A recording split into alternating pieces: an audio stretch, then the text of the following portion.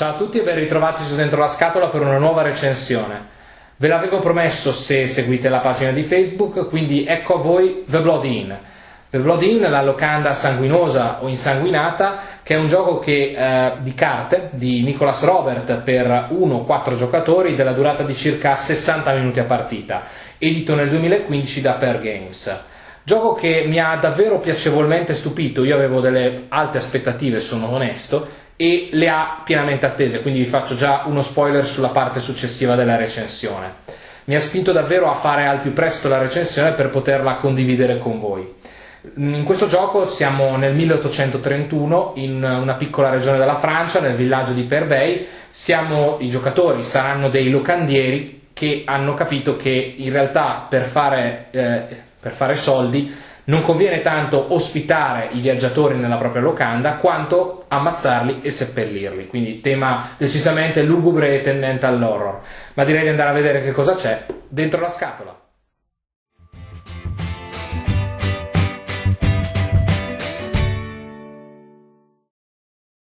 Il gioco ruota tutto intorno alle 78 carte ospite, suddivise in 8 carte contadino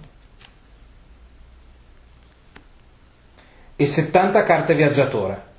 Su ciascuna di esse è rappresentato un ospite della locanda. Sul fronte è rappresentato l'ospite da vivo, sul retro invece da morto, come indica questa simpaticissima bara. Andiamo a vedere più nel dettaglio le carte. Sul lato vivente ogni ospite è rappresentato dalla propria iconografia su uno sfondo di diverso colore. I viaggiatori sono quindi suddivisi in 5 tipi più 1 in base appunto a questo colore. In blu abbiamo i mercanti, in rosso gli artigiani, in grigio i membri del corpo di polizia, in viola i religiosi e i nobili in verde. I contadini sono invece rappresentati dal colore giallo. 4 dei 6 tipi di ospite possiedono anche una particolare attitudine ad una particolare azione ed hanno per questo una specifica icona in alto, come questa in questo caso, o questa, o questa, o questa. Su ogni carta è presente un valore in denaro, rappresentante i soldi che quell'ospite ha nelle proprie tasche, e un numero, da 0 a 3, indicante il rank, possiamo dire che indica, il ceto sociale dell'ospite. Al di sotto di esso, alcune carte hanno anche un simbolo che indica l'annex, la cosiddetta dépendance, che l'ospite permette di costruire. Il potere che questa dépendance offre al giocatore è indicato sia con un simbolo, appunto, all'interno della casa, sia con il testo. Sul lato invece da morto viene semplicemente ricordato il rank dell'ospite in questione e il denaro nelle sue tasche. All'inizio della partita viene posizionato al centro del tavolo il mini tabellone. A ciascun giocatore vengono quindi date 2 carte contadino, che saranno la sua mano di partenza, e una carta riepilogativa, che fungerà anche da barn, il cosiddetto fienile. Si costruisce quindi il mazzo dei viaggiatori. Si prendono tutte le carte ospite e se ne rimuovono un tot in base al numero di giocatori e al tipo di partita desiderata, lunga o breve, seguendo lo schema sul regolamento. Questo mazzo verrà quindi posizionato alla sinistra del tabellone, che rappresenta l'ingresso della locanda, in modo che il lato vivente delle carte sia rivolto verso l'alto. Questo mazzo rappresenterà la pila d'ingresso. A questo punto ogni giocatore sceglie un colore e riceve gli 8 token col simbolo chiave e sul retro col simbolo del servizio in camera del proprio colore, oltre a il disco corrispondente del proprio colore che viene posto sul tracciato della ricchezza sui 5 franchi, ed infine una tessera a segno rappresentante 10 franchi. Ora si decideranno quante stanze sono aperte della locanda. Sul tabellone sono infatti presenti 8 stanze, le vedete 1, 2, 3, 4, 5, 6, 7, 8. E ciascuna può ricevere un solo ospite. Ogni giocatore prende quindi un token chiave del proprio colore e lo posiziona su una delle stanze. In una partita a 2-3 giocatori si posizioneranno poi altri 3 token chiave neutri, mentre invece in una partita a 4 se ne posizioneranno altri 4. Al giocatore con più monete in tasca viene assegnata la carta primo giocatore. e il gioco può quindi iniziare. Ogni partita è divisa in 2 stagioni, ciascuna divisa in un numero variabile di round. Nella prima stagione tutti gli ospiti passeranno dalla locanda e i più fortunati riusciranno a uscirne e formare alla destra del tabellone la cosiddetta pila di uscita, che al termine della prima stagione verrà rimischiata per formare la nuova pila di ingresso della seconda stagione. Ogni round è diviso in 3 fasi: la sera, la notte e il mattino. Nella prima fase si dà il benvenuto agli ospiti nella locanda. Il primo giocatore pesca quindi la prima carta dalla pila d'ingresso e la pone a propria scelta in una stanza aperta e ripete questa operazione fino a quando tutte le stanze aperte non sono occupate da una carta. A questo punto si passa alla seconda fase, la notte, in cui i giocatori svolgono a turno in senso orario un'azione per un totale di 2 azioni a testa, quindi 2 giri. Le azioni possibili funzionano tutte allo stesso modo.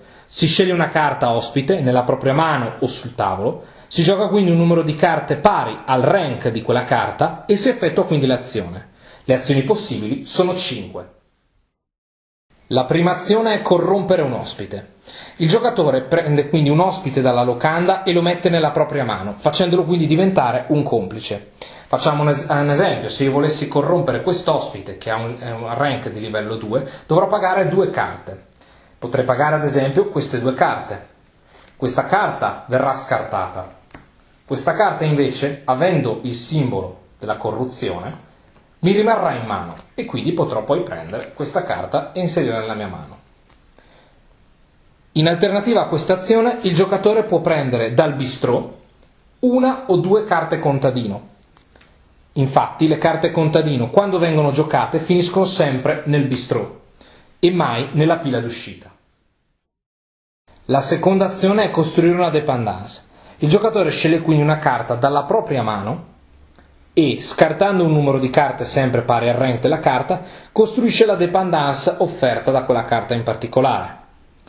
La posiziona quindi davanti a sé sul lato da vivente e da quel momento la carta non potrà più essere mossa. Facciamo un esempio: se io dovessi costruire questa dépendance dovrò pagare 2 carte. Giocherò quindi queste 2 carte. Questa carta verrà scartata. Questa carta invece, avendo l'abilità appunto di costruzione, mi ritornerà in mano e questa carta potrò costruirla davanti a me. La terza azione è uccidere un ospite. Il giocatore sceglie quindi un ospite vivo nella locanda, paga in carta il valore del rank e prende la carta e la pone quindi davanti a sé sul lato da morto. Facciamo un esempio: se io volessi uccidere questa carta, che ha un rank di livello 3, dovrò scartare 3 carte. Queste 2 in questo caso verranno scartate, ma questa carta, avendo appunto il simbolo dell'azione uccisione, mi ritornerà in mano. Quindi io prenderò questa carta e la porrò davanti a me su questo lato. La quarta azione è seppellire un cadavere. Il giocatore sceglie quindi la carta di un ospite che ha precedentemente ucciso e la seppellisce sotto una propria dépendance, ottenendo solo in questo momento i soldi derivanti dall'ospite. Ogni dépendance può far seppellire un numero di ospiti pari al suo rank. Ad esempio, se io avessi costruito questa carta come dépendance, potrei ospitare, tra virgolette, seppellire al di sotto di essa fino a 3 cadaveri.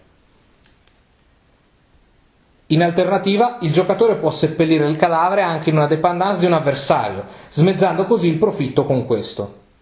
Si va quindi ad aggiornare il tracciato ricchezza, tenendo conto che non si può sforare il limite di 40 franchi. Facciamo un esempio: se io volessi uccidere quest'ospite che ho precedentemente appunto ucciso, dovrò scartare 3 carte. In questo caso il contadino torna nel bistrò, questa carta viene scartata e questa carta ha però il simbolo dell'azione seppellire, quindi mi resterà in mano e quindi io potrei fare in questo modo: questa carta è giocata davanti a me, la carta viene posta al di sotto così a indicare che è stata sepolta. L'unico modo per sforare i 40 franchi è la quinta azione: riciclare denaro o passare.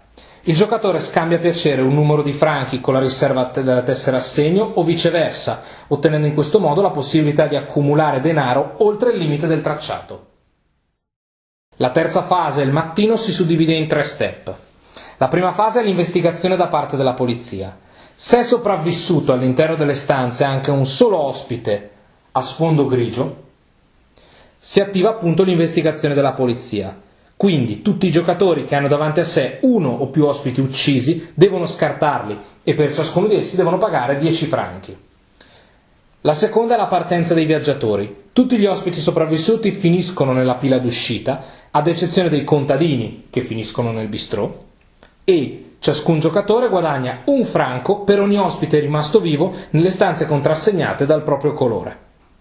La terza fase è pagare lo stipendio. Si pagano quindi i complici nella propria mano, un franco per ogni carta appunto presente nella propria mano. A questo punto la carta primo giocatore viene passata a sinistra e si procede con un nuovo round. Il gioco prosegue in questo modo fino a quando non si svuota per la seconda volta la pila d'ingresso. Si pagano quindi 10 franchi per ogni cadavere davanti a sé non sepolto e si calcolano i bonus derivati da alcune carte. Naturalmente vince chi avrà ottenuto più denaro.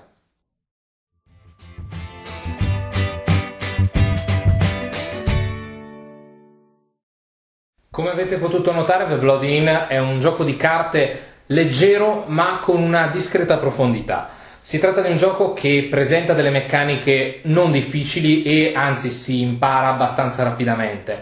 Quello che potete vedere è che è un gioco che ha una buona dose di aleatorietà e quindi anche una buona dose di tattica. Vi troverete davvero spesso in corsa a dover cambiare la vostra tattica, la vostra strategia.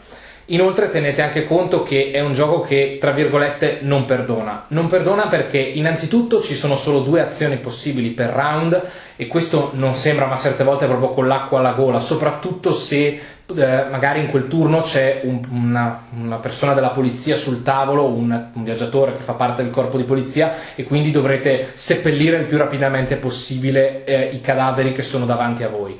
Quindi ecco, davvero certe volte vi troverete, come dicevo appunto, alle strette.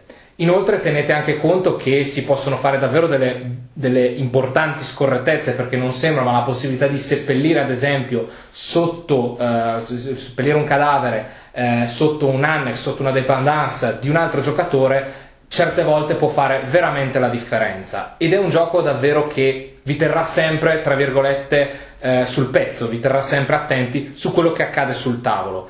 Inoltre è anche un gioco che non sembra, ma tenere carte in mano, che potrebbe essere una strategia, il dire magari a breve termine accumulo carte per poi usarle il round successivo, comunque dovrete sempre pagarle. E davvero non sembra, ma sono tante piccole sottigliezze che mi fanno dire che comunque sia un gioco decisamente ben costruito. Se vi state quindi chiedendo se The Blood Inn può essere considerato un gioco introduttivo, la mia opinione è ni. Ni perché sì, è vero, le meccaniche sono semplici e per essere un gioco di carte comunque garantisce anche ai giocatori alle prime armi, diciamo, una buona partita. Però tenete anche conto che comunque è un gioco che dà il meglio di sé quando tutti i giocatori al tavolo sanno davvero giocare.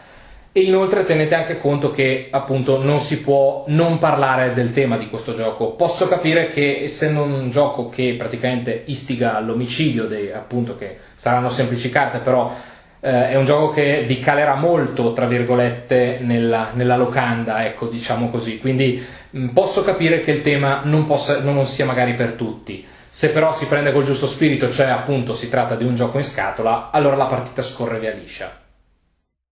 Riallacciandomi sempre al tema, vi posso dire che parlando quindi di componenti del gioco, di grafica, il gioco è davvero un piacere per gli occhi a mio gusto. La grafica sulle carte è bella, veramente mi piace molto questo stile cubista, che però molto bene si presta per il tema del gioco e a creare quell'atmosfera un po' dark, tra virgolette, al tavolo. Le carte sono davvero ben fatte, i segnalini, i token magari potevano essere di dimensioni un pochino più grandicelli, così come il tabellone, però vedrete che la scatola stessa per questo tipo di gioco è addirittura sovradimensionata. Comunque, in ogni caso, un bel pollice in su per la grafica e i componenti. Per quanto riguarda la scalabilità, vi posso dire che a mio gusto il gioco dà il meglio di sé in 3 e in 4 giocatori. In 2 ho trovato la partita forse un po' troppo scacchistica per i miei gusti. Esiste anche una versione in singolo che apporta delle piccole modifiche al regolamento, ad esempio si perde in automatico se alla fine del round ci sono dei cadaveri che non sono stati sepolti di fronte a sé, e che però praticamente consiste nel cercare di accumulare quanti più soldi possibile appunto durante la partita.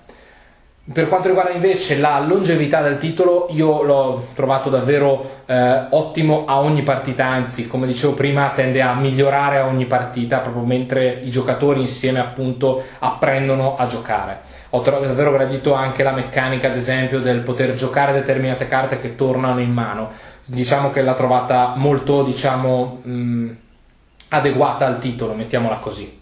Longevità che sia è data dal fatto che alla fine si tratta di una pesca di carte, ma anche da un paio di varianti che introduce il regolamento. Una, diciamo, a mio parere, tra virgolette, quasi superflua, nel senso che è una versione che semplifica una piccola regola per i principianti, e un'altra invece che praticamente permette una maggiore, diciamo, esplorazione delle possibilità del gioco, proprio perché vi permette di togliere l'obbligo di sfruttare un'azione per riciclare denaro. Quindi praticamente potrete riciclare denaro ogni volta che lo desiderate, togliendo quindi il limite dei 40 franchi massimo del tracciato appunto ricchezze sul tabellone.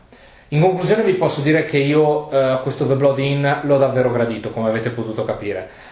Si tratta di un gioco, secondo me, che può soddisfare davvero il giocatore alle prime armi come il giocatore, diciamo, un pochino più smaliziato, un pochino più esperto. Quindi io non posso far altro che appunto consigliarvelo, di farci una partita se ne avete occasione, e soprattutto di farmi sapere che cosa ne pensate del video e del gioco soprattutto, quindi commentate, non esitate, che fa sempre piacere. Quindi non posso fare altro che ringraziarvi come sempre e ci vediamo al prossimo video.